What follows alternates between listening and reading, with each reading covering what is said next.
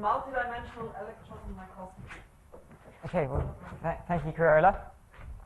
So, without a doubt, electron microscopy has hit this new era of multidimensionality and big data. With more and more of our data sets spanning multiple dimensions, more and more of our attention needs to be given towards these computational aspects. And developing this side, rather than purely just the microscopy, is providing some really, really rich rewards, pushing to new frontiers in nanoscale characterization, in the material sciences and in biomedical contexts, and in others too. So our research group is now acquiring data across multiple dimensions.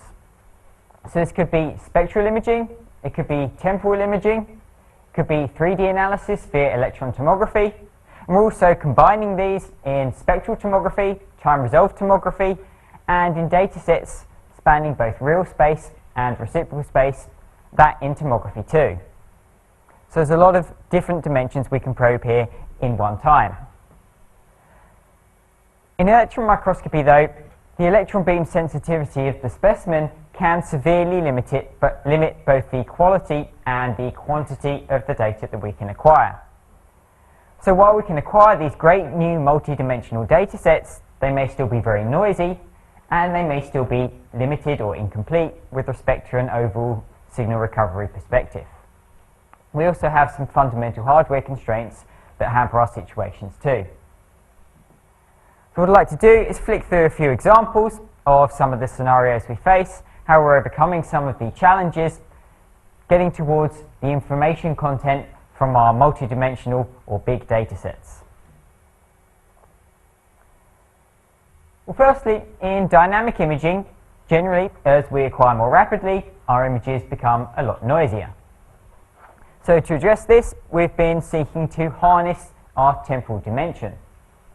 So rather than denoising each of our image frames independently, one can stack the frames or patches from the frames into a matrix here in the columns.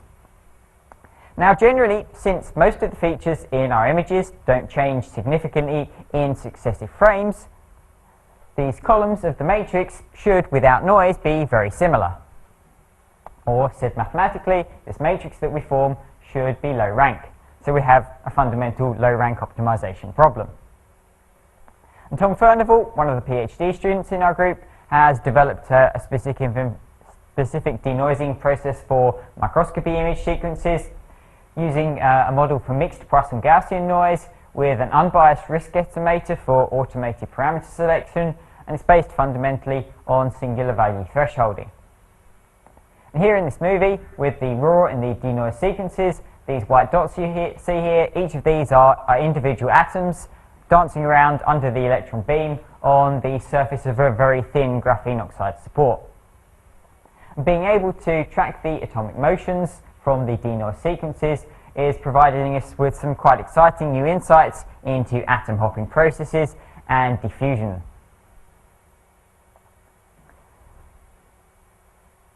Now for specimens with more developed three-dimensional structure, we turn to electron tomography.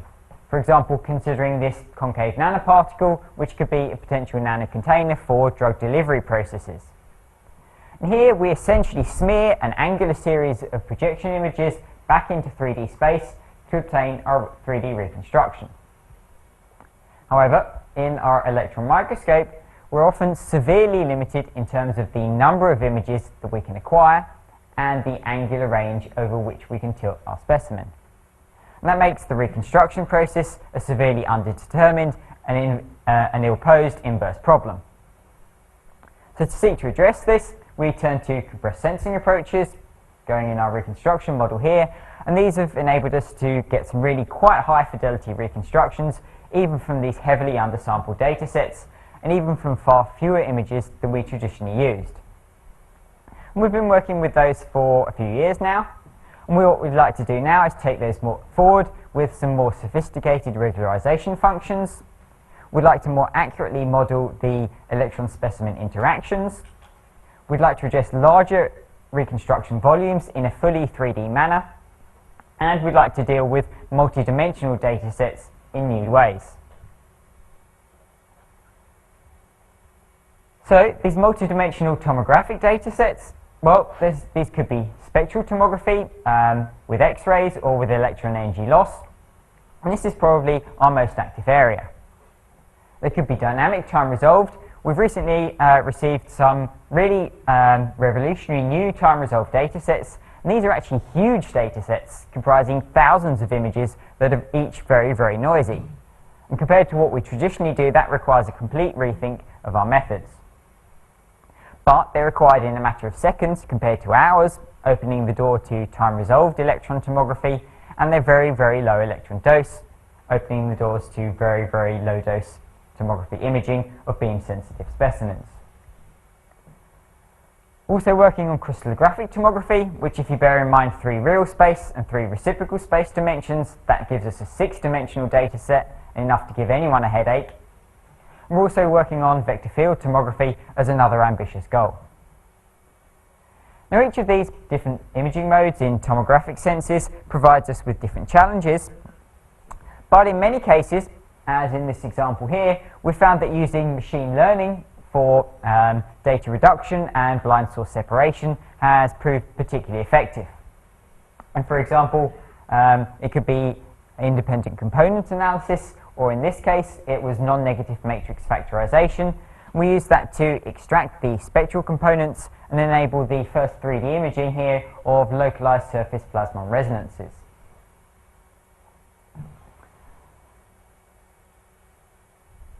And that analysis was performed in the HyperSpy software package, which our next speaker, Thomas, will tell us about in a bit more detail.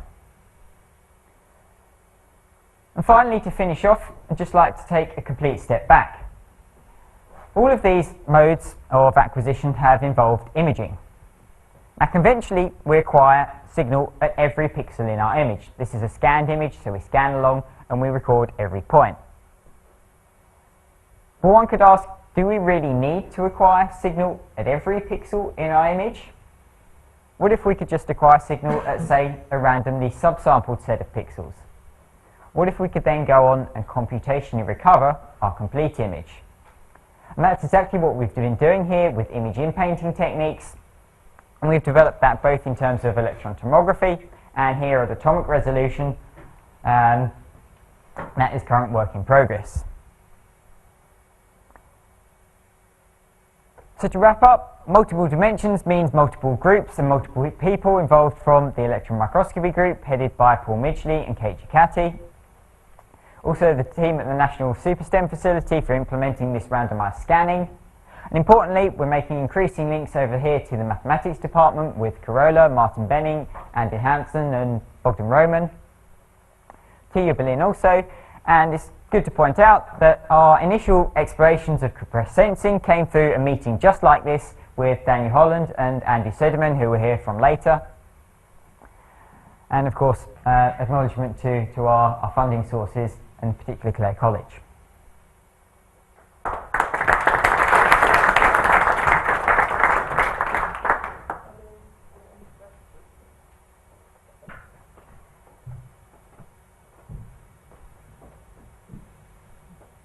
Yeah.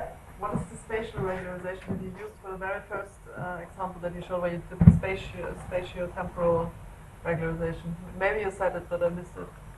So you have temporal, so your temporal regularization is the low rank. Yes. And the spatial? Spatial, we're implementing it. It's a singular value thresholding, and we've got each column. There's not an explicit regularization on the image domain itself. It will be the best answer to that, I think. Yeah.